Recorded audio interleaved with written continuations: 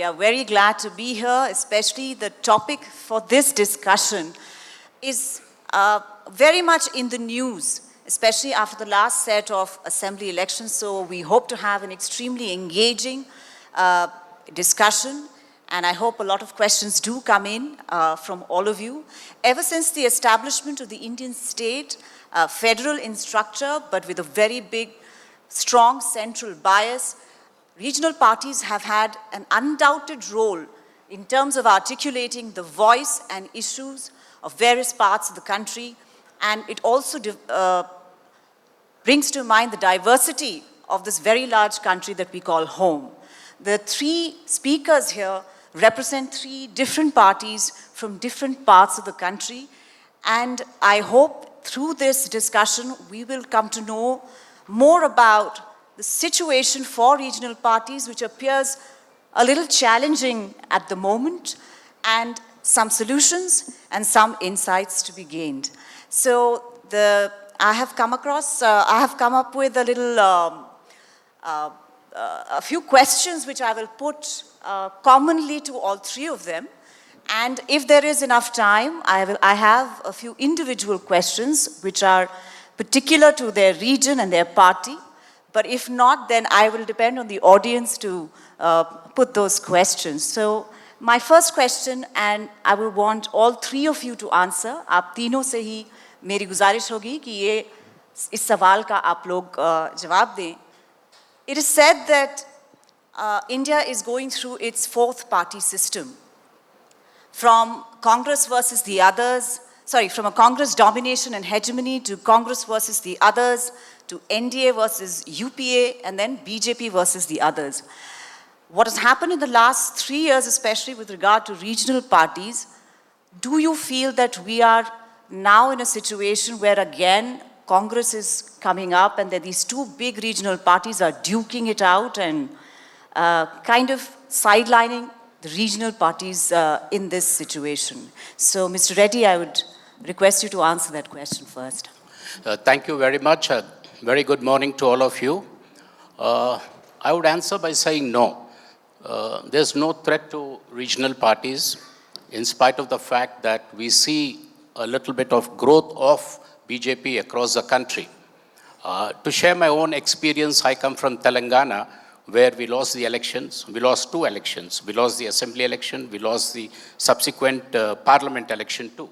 But in spite of that, if you see the local elections which were held recently, we see a resurgence. Now the resurgence has happened because fundamentally the people feel that their aspirations, their needs are much more answered, much more met, and much more taken up by regional parties instead of the national party. Well, of course, India per se was not there in 1947. It is 550 princely states which formed the Indian Union. But at the same time, while the integration happened, the deepening of democracy is essential. And that I feel can happen only through regional parties where the people's aspirations are much better answered through the regional party. Of course, we see a threat because they're looking very big now as a national party, as a BJP. It's very unfortunate that the other national party is not able to measure up to its expected level. Now I don't blame, or I will not look into the reasons, but I definitely feel a possibility of coalition happening as and when the next national elections happen. Coalition between whom?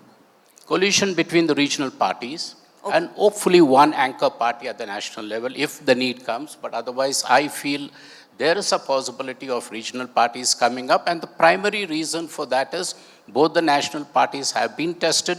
One failed. The other has been given 3 opportunities. But the desperation, the anguish looks more looming at this point of time. So that gives us a very clear opening that if we form a very strong alliance and move away from this fundamental casteist politics to development politics, then definitely there is a possibility. Tamil Nadu has recently exhibited that. So we hope it can happen even at the national level. Tamil Nadu had regional parties there. There was no national party. Yes, but There were regional parties fighting in alliance. For example, DMK was treated as a national party because of Congress, Anna DMK because of BJP. So the option I felt was a third force emerging was a very good option for them. Mr. Mishra, your party has also seen a steady thinning of the ranks, really, ever since 2024 elections went by. So how would you see the question that I've put in that context? So good morning. First of all, thank you to the Hindu group, to all of you, for inviting a 2-year-old politician and a 2-month-old parliamentarian to your discussion. I hope I can contribute something. First of all, I think the future of any political system cannot be determined whether you win or lose an election. There have been national parties who have lost elections. There are several regional parties who have lost elections. But since I was introduced as a man from the corporate sector, if I learned something from there that I can apply to politics, it is this: that whenever in the market there is dominance of one force and there is high return and profitability, competition inevitably comes up. So I believe that in national politics, if national parties somewhat dominate for some time, it is but natural that there will be more competition coming from others, because national politics does not always recognize the needs of states deeply. And that's exactly what you heard Mr. Annamalai said yesterday when he quit his party, to say that national parties do not understand the language of Tamilians or Tamils. And that's perhaps true of all the states, as we have created a linguistic framework. If I go down to the brass tacks, for example, this double engine concept that the Honorable Minister referred to, I have a different take on that. I believe that those of us who are familiar with railways, you know that double engine means a lead engine can only pull one engine at a time. Now, if central government is an engine, it can either pull the Madhya Pradesh engine, or can pull Odisha engine or Rajasthan engine. To believe that the same central government is pulling all the engines at the same time is a myth.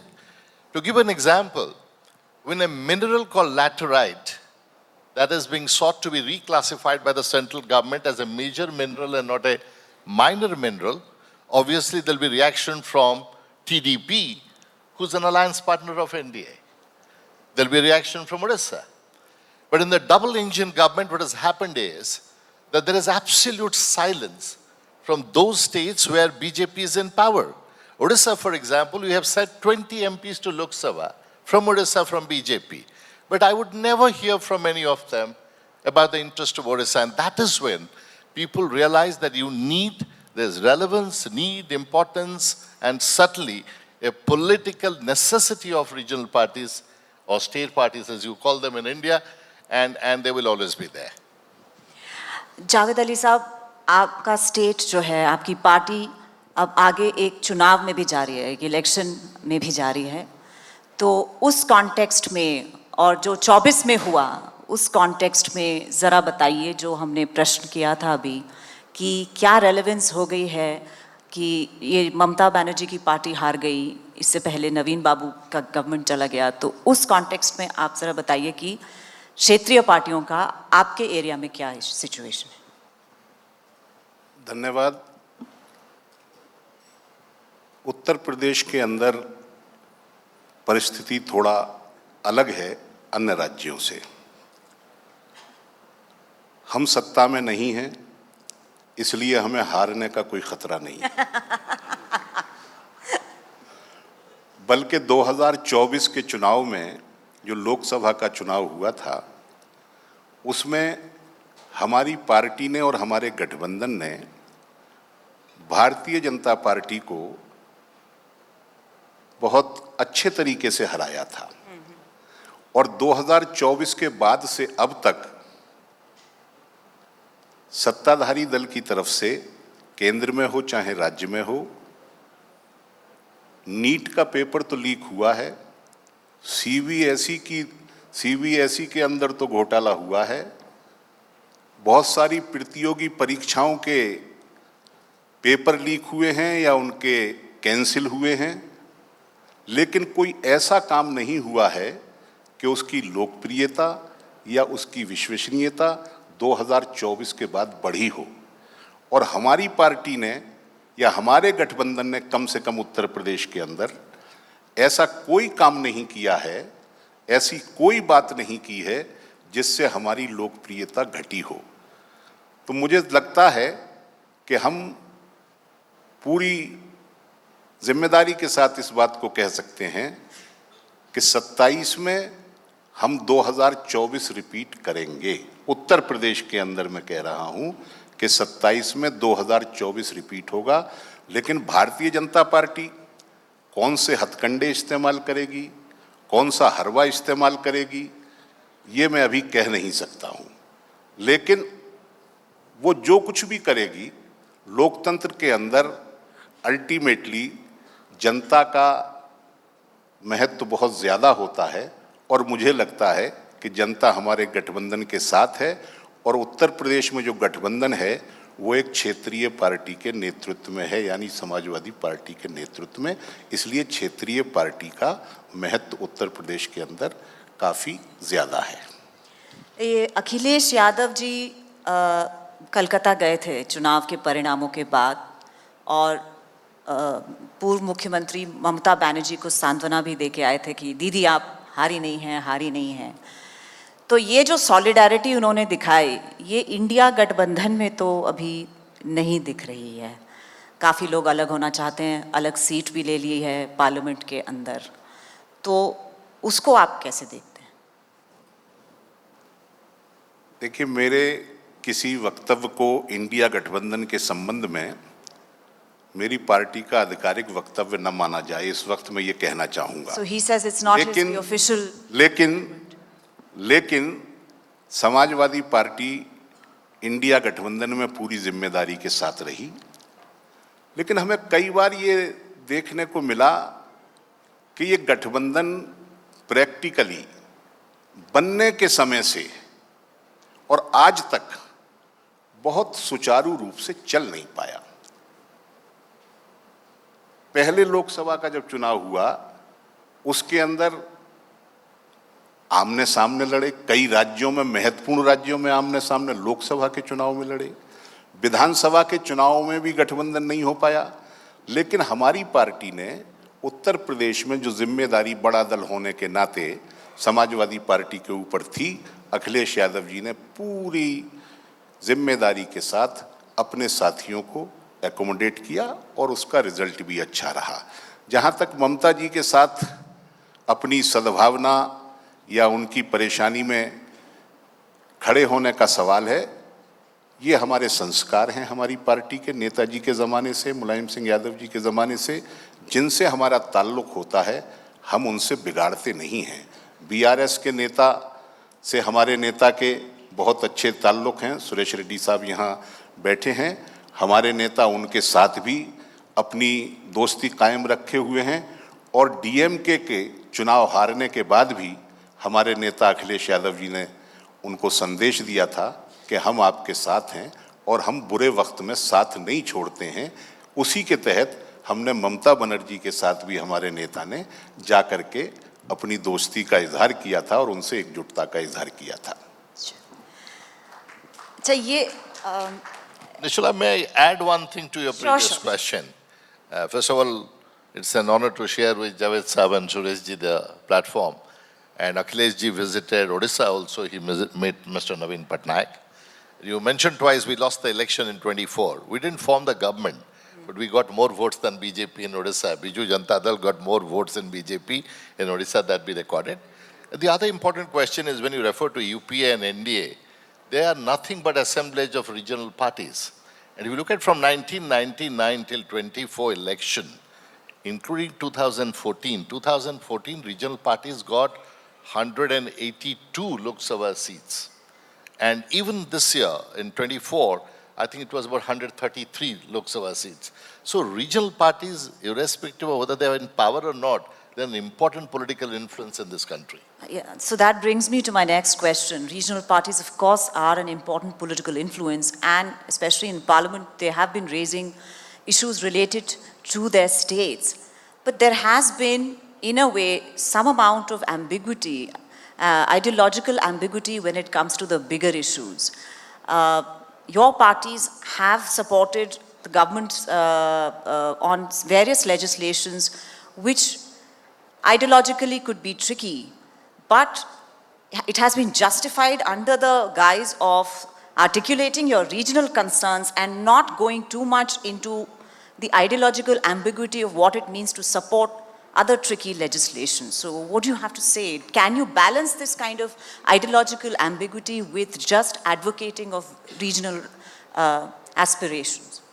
Yes, definitely. When you look at Parliament and the support and the opposing of various legislations tabled there, regional parties at times have taken stance on different ways. We supported, we opposed. For example, my party and also BJD and some other parties, we are a couple of parties, we are non-aligned in Parliament. We are neither with UPA nor with the NDA. But our stand depends on the national interest. For example, when the Kisan bill came, we opposed it.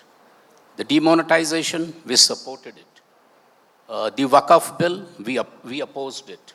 So as per the need of our state, as per the need of the country, what we feel is in the larger interest of the nation, that has been a stance very clearly taken by parties like us who are non-aligned.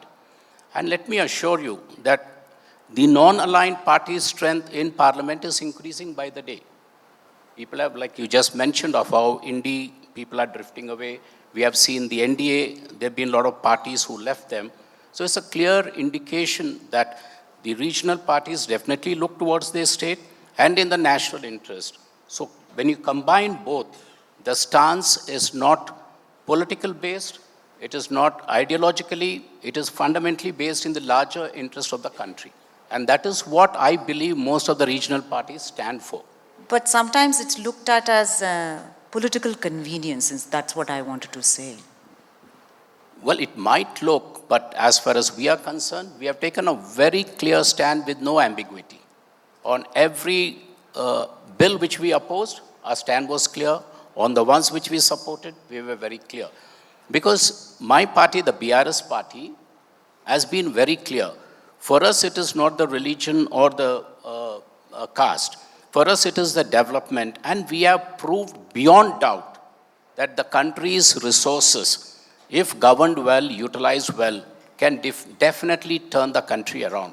What didn't happen in the last 65 years in Telangana happened in the last 10 years. From a drought-stricken region, it is today country's most prosperous state.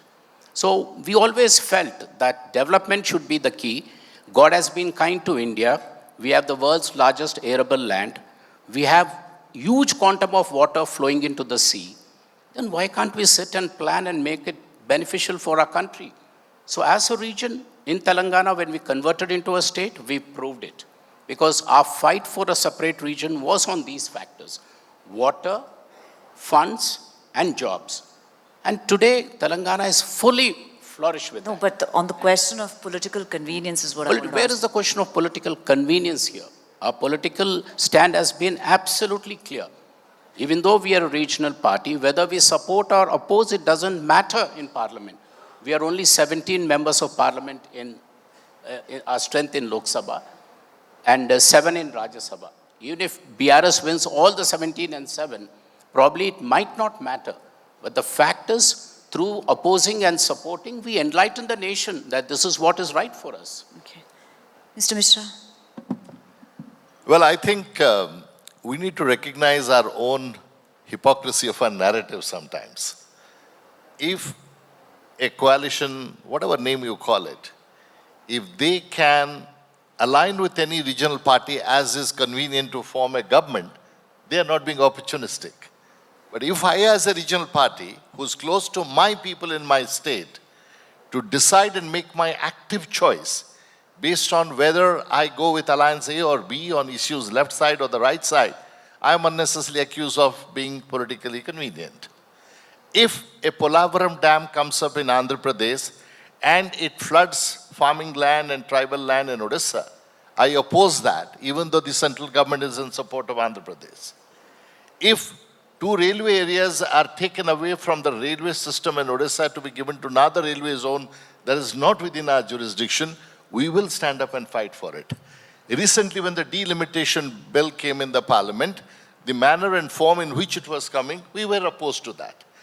So equidistance may appear to be convenience, but there's a reality. Sometimes when you have to create an infrastructural facilities between two cities, you create it at a center point to see that it's convenient for both.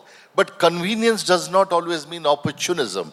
It is a silent way of expressing what do my people want. At the end of the day, as Suresh ji said, a regional party's foundation is the aspirations of people of that state. What do they want? What do they want to be emphasized? The complex dynamics, a state like Odisha, for example, under Mr. Naveen Patnaik, because he maintained that neutrality through UPA government and NDA government, he could bring 60% of the people above poverty line. A state that was bankrupt in 2000 when he inherited as the chief minister, he could bring it and leave it in 24 as revenue surplus state.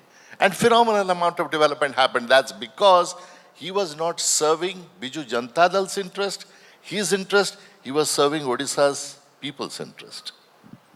Javed साहब आप बोलना चाहेंगे इस पे कि विचारधारा की ambiguity को लेके बातचीत हो रही थी कि रीजनल पार्टीज कभी-कभी अपने ही इंटरेस्ट को आगे रखते हैं अपने स्टेट के और नेशनल इश्यूज पे विचारधारा को आगे नहीं रखते, वो अब कन्वीनियंस को देख के, सुविधा को देख के साथ चले जाते हैं सरकारों के। अभी तक मेरे ख्याल से किसी भी रीजनल पार्टी ने हमारे देश के अंदर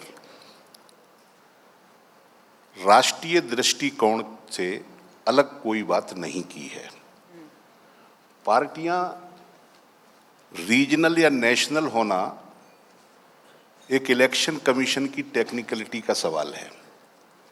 कई पार्टियां रीजनल हैं लेकिन उनका दृष्टिकोण पूर्ण रूप से राष्ट्रीय है और वो राष्ट्र के बारे में सोचती हैं। तो इसलिए इस बहस को ज़्यादा चलाना कि रीजनल हैं कि नेशनल हैं, आज एक बहुत बड़ी नेशनल पार्टी जो हमारे देश पर बरसों तक शासन करती थी, प्रैक्टिकली वो रीजनल पार्टी हो गई है। मैं सही बता रहा हूँ, हालांकि मेरे एलाइज हैं वो, लेकिन practically they are regional Congress party. के बारे में कांग्रेस के बारे में मैं कह रहा हूँ कि आजकल वो एक तरीके से रीजनल पार्टी का स्वरूप उनका हो गया है, लेकिन वो स्वीकार नहीं करते इस बात को। तो देखिए, रीजनल पार्टी जो हैं वो रीजन की या स्टेट की एस्पिरेशंस को रिप्रेजेंट करती हैं, उनकी आवश्यकताओं को रिप्रेजेंट करती हैं। रीजनल पार्टी वजूद में जब ही आई हैं जब नेशनल पार्टीज ने विभिन्न क्षेत्रों की उपेक्षा की है, पॉलिटिकली, इकोनॉमिकली। वरना रीजनल पार्टियों के इतना बड़ा हमारे देश के अंदर आज़ादी का आंदोलन चला और उसके बाद हम एक डेमोक्रेटिक सिस्टम के अंदर हमने प्रवेश किया, आज़ाद हिंदुस्तान को बनाया। लेकिन अगर राष्ट्रीय पार्टियां क्षेत्रों की उपेक्षा न करती, असमान विकास इस देश के अंदर नहीं होता, समान विकास देश के अंदर होता, समान अवसर सब क्षेत्रों के लोगों को मिलते, तो मेरे ख्याल से रीजनल पार्टियों की इमरजेंस का प्रश्न ही पैदा नहीं होता। लेकिन ये सब इसलिए हुआ क्योंकि हमारे देश के अंदर समान विकास नहीं मिल पाया और समान अवसर नहीं मिल पाए, तो विभिन्न क्षेत्रों की जो महत्वाकांक्षाएं थीं, जो ज़रूरतें थीं, आवश्यकताएं थीं, उनके हिसाब से रीजनल पार्टियां वजूद में आईं और रीजनल पॉलिटिक्स वजूद में आई। लेकिन संतोष का विषय ये है कि किसी भी रीजनल पार्टी ने कभी नेशनल इश्यूज पर, राष्ट्र की एकता अखंडता के सवाल पर, राष्ट्र की सुरक्षा के सवाल पर कभी कोई एडवर्स लाइन या एडवर्स स्टैंड नहीं लिया है। तो हमें मान करके चलना चाहिए कि सभी पार्टियां नेशनल पार्टियां हैं, वो डिफरेंट रीजन्स में ज़्यादा मजबूत हैं और रीजन्स से बाहर अपनी क्षमताओं के चलते या उसके चलते वो ज़्यादा अपनी प्रेजेंस नहीं रख पाती हैं। जैसे मेरी पार्टी है, हम अपनी पार्टी को सोशलिस्ट पार्टी जो आज़ादी के ज़माने में आज़ादी के आंदोलन में सक्रियता से भाग लेती थी, उस पार्टी का हम अपने आप को वारिस मानते हैं जी। और वो नेशनल पार्टी थी, उसका दृष्टिकोण भी नेशनल था। लेकिन आज की परिस्थितियां ऐसी हैं कि हमारी पार्टी उत्तर प्रदेश के अंदर ज़्यादा इफेक्टिव है और दूसरे राज्यों में हम कुछ कर नहीं पाते हैं या वहाँ हमारी प्रेजेंस नहीं है। तो इसका मतलब ये नहीं है कि हम कोई प्योरली रीजनल ही हो गए हैं। हम रीजनल हैं in terms of election commission, लेकिन हम नेशनल हैं आइडियोलॉजी के हिसाब से। अब एक one question I wanted to ask you, it could be a little tricky to answer. In terms of institutionalizing beyond individual leaders, regional parties have very strong individual leaders. Sometimes those parties then start to crack up when those leaders don't remain that strong. We are seeing that happen in real time, in fact, right now. Is there any, but you know, the aspirations, they remain. Regional aspirations are there. Perhaps individual leaderships come and go. But can regional parties basically institutionalize? Do they have the capacity to institutionalize beyond individual leaders? Well, that's a type of perception which has been created, that regional parties are governed by individual leaders or family run. But the fact remains, the reason for a birth of a regional party comes from the fact that the concerned leader is the one who has articulated the issues related to that particular region, and people are convinced that there has been injustice, and they feel that they need to strengthen its leadership, and that's how a political party is formed. Now, once the party is formed, the question is it institutionalized or personalized? I would say the system definitely, not only in regional parties, but across even national parties. Say the biggest party today claimed to be BJP. Now they say they are institutionalized, but in my opinion, it runs across one person. So it is only the interpretation which is going on. But the fact is, when it comes to running an organization, for example, my own party, we have the largest number of membership. We have the state committees, the district committees, the local committees, everything going around. But the fact, yes, remains that everything revolves around the leader. That's a fact. And how receptive is the leader is reflected through the various meetings the regional party holds, through its plenaries, through its district committees, through its various organizational activity.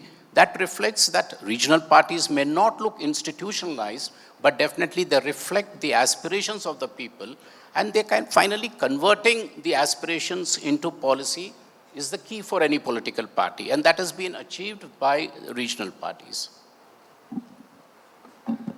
Dr. Mishra. Well, I entirely agree with what Sureshji said. When late Sri Biju Patnaik passed away, Naveen Babu was never in politics. And he did not come and say, I want to form a party and I want to lead. It is the party and the people of Odisha who invited him to come and lead and create a new entity called Biju Janata Dal. That's the story. Let's accept the fact that Indian politics historically, from independence, pre-independence till today, has been personality-centric. We always need a G at the top to run institutions in this country, particularly political institutions. Whether it was at one time late lamented Indira Ji or Rajiv Ji or currently Modi Ji, all are respectable people, but a G you need. And just because an individual seems to be more popular and is put in the front for getting the votes does not mean the party beneath it does not have an organization. No party today can function unless it is to a large degree professionalized.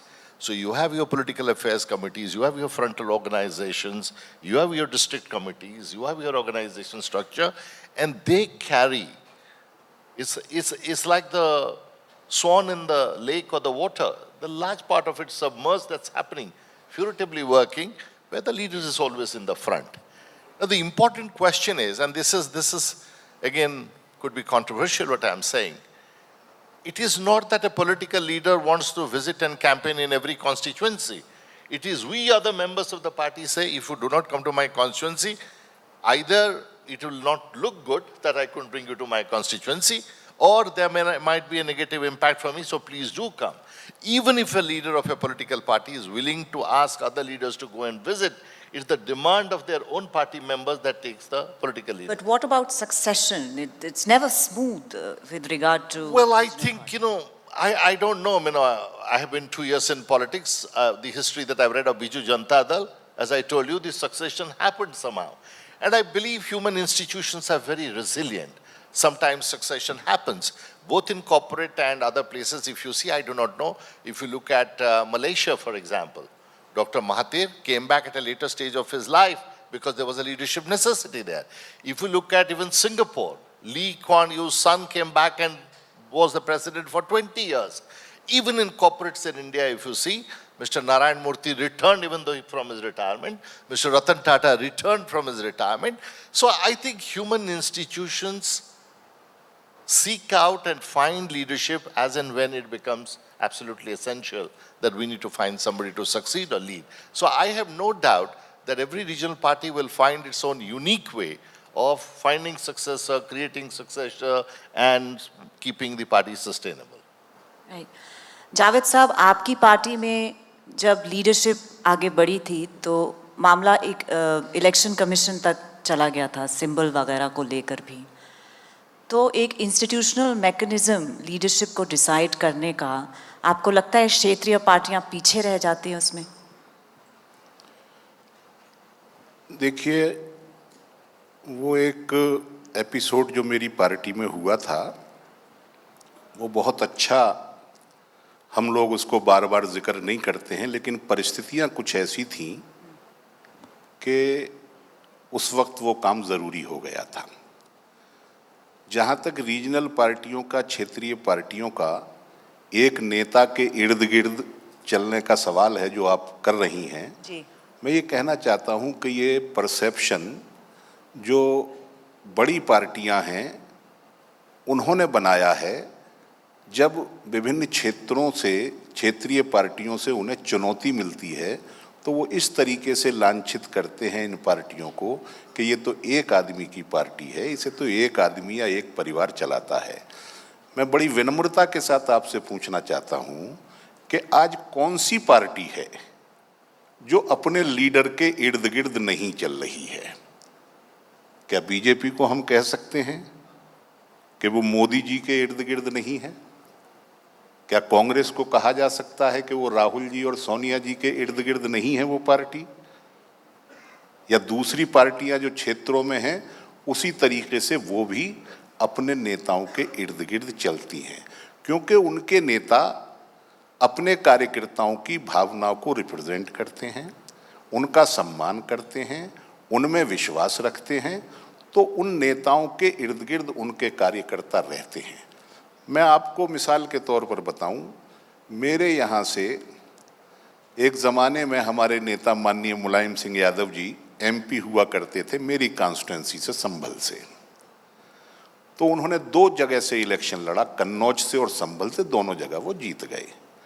अब कन्नौज की seat पर नेताजी चाहते थे किसी और कार्यकर्ता को लड़ाना. कन्नौज की पूरी पार्टी और समर्थक इकट्ठे होकर के आए, नहीं साहब अखिलेश जी को लड़ाओ यहाँ से, अखिलेश जी को लड़ाओ यहाँ से. तो नेताजी को मजबूरी में अखिलेश यादव जी को कन्नौज से लड़ाना पड़ा बाई इलेक्शन, और वो भी जीत गए. तो हमारी पार्टी की जो फॉलोइंग है, जो हमारे वर्कर्स हैं या जो फॉलोइंग है, उसका अटूट विश्वास क्षेत्रीय दलों के नेताओं में होता है. लेकिन इसको इस प्रकार से लांछित नहीं करना चाहिए कि ये तो साहब एक आदमी की पार्टी है या 2 आदमी की पार्टी है. ऐसी स्थिति नहीं है. जब नेता का कनेक्शन, नेता की केमिस्ट्री अपने वर्करों के साथ होती है तो वर्कर उसके और उसकी फॉलोइंग जो है अपने नेता को अपने सर पर उठाती है, उसको अपने ताज की तरह रखती है. इसमें कोई बुराई नहीं है. ये लोकतंत्र में कहीं से इसकी मनाही भी नहीं है. ठीक है, अब हम इसको किस्मत के लिए छोड़ देते हैं, कि जनता की भावना के ऊपर छोड़ देते हैं नेतृत्व के सवाल को. So final question from me and then I open it up for questions. Mr. Reddy, your party, the government that was run by your party, brought forward the assembly elections I think in 2018. Otherwise, you had a double ticket election because of the formation of the state. Telangana used to go with the rest of the country, Lok Sabha election, Assembly used to be together. That's 2014. Oh, okay. Yeah, that was 2014. And then the Assembly was dissolved 6 months early to change that double ticket situation. So there is a parliamentary committee which is going into the prospects of one nation, one election. Have you had any opportunity to change your position on this? Are you now okay with a double ticket election, or do you still hold the view that it should be separately? Because the Biju Janata Dal in the past has said that since they have anyway a double ticket election, they have Assembly and Lok Sabha elections together, as does Andhra, they were quite okay with it. So my question is the same for all three of you. One nation, one election. What is your current view on this? And how do you think it is harming or helping regional parties? Since the leadership issue is left to the people, people should be wise enough to, say, differentiate in a double ticket election? Yes, I mean, there was a discussion and a debate that one nation, one election would definitely harm the regional parties. We didn't get into the fine aspects of it, but as a policy, like I said earlier, in the larger interest of the nation, my party supports one nation, one election. So we're very clear of that. We are not at all ambiguous on that. But having said that, we are equally confident about the electorate, like what happened, like say in Orissa. For parliament, they could have voted for one party, and for the state, they voted for one party. So keeping that in mind, and also the fact that constant elections are not in the larger interest of the nation, we felt that one nation, one election should be the right option for the country. And as and when it comes, my party would definitely support it. Okay. What about Dr. Mishra? So first of all, again, this one nation, one election idea has been presented as if it's some magical new idea. If you look at the first 4 or 5 elections in this country, they were always simultaneous elections. Odisha, Sikkim, Arunachal, Andhra Pradesh have had simultaneous election for last several years. The question is not about a catchy title and whether we should have it. The question is, what are the details? What are the nuances? Is it likely to strengthen our democracy? Is it likely to weaken our democracy? Would local issues be neglected because of the preponderance of national issues? Would the terms of various parliamentary or assemblies get reduced to a great extent? How do we manage all of that if the government falls in between? The whole purpose of having simultaneous election, if is that the election as a kind of festival doesn't keep on running, the moment a government falls again, it becomes a reality. So I think every larger national issue that impacts the constitution, that impacts people's life, the democratic fabric, needs to be in more detail, explicitly stated, debated, consulted, and then a view be taken. That has been Biju Janata Dal's view on most of the subjects of this kind. And we are always in favor of whatever is in the interest of the country and whatever is in the interest of people of Odisha. But we need to know the details, we need to debate, and must be part of that dialogue. Javed साहब, आपका क्या कहना है? मेरी party ने शुरू से ही one nation one election के विचार का विरोध किया है। हम ये समझते हैं कि राज्य स्तर पर जब चुनाव होते हैं तो इश्यूज डिफरेंट होते हैं, और केंद्र में जब चुनाव होते हैं तो इश्यूज डिफरेंट होते हैं। जो बड़ी पार्टी, सत्ताधारी पार्टी है या राष्ट्रीय पार्टी है, वो रीजनल पार्टियों को इस तरीके से ख़त्म कर देगी।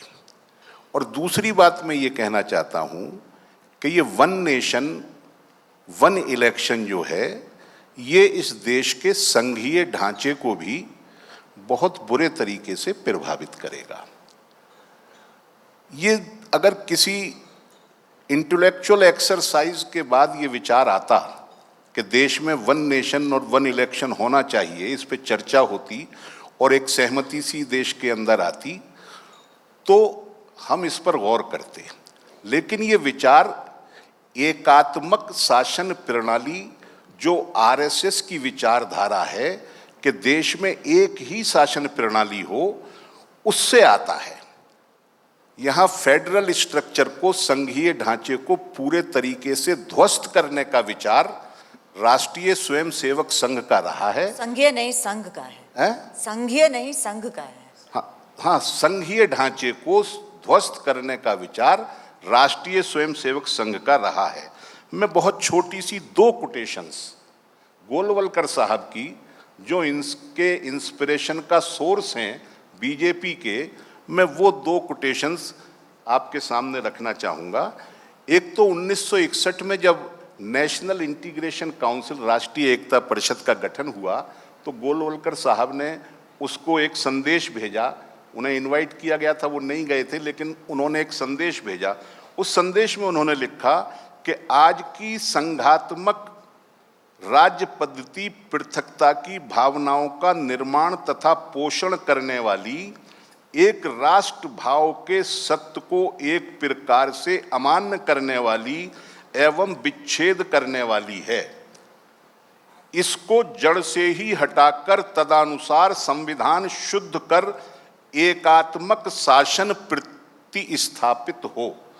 यानी फेडरल स्ट्रक्चर को खत्म कीजिए और एकात्मक शासन प्रणाली, यूनिटरी सिस्टम जो है, उसको आप देश के अंदर कायम कीजिए। दूसरा, जब 61 के बाद 66 में उन्होंने अपनी बड़ी मशहूर किताब, जो एक तरीके से गीता और कुरान है बीजेपी के लोगों का, बंच ऑफ थॉट, जब वो लिखा तो उसके अंदर एक चैप्टर समर्पित किया एकात्मक शासन प्रणाली की अनिवार्यता। और उसको हासिल करने के लिए उन्होंने जो अपना लिखा वो ये है कि इस लक्ष्य की दिशा में सबसे महत्व का प्रभावी कदम ये होगा कि हम अपने देश के विधान से संघीय ढांचे की संपूर्ण चर्चा को सदैव के लिए समाप्त कर दें।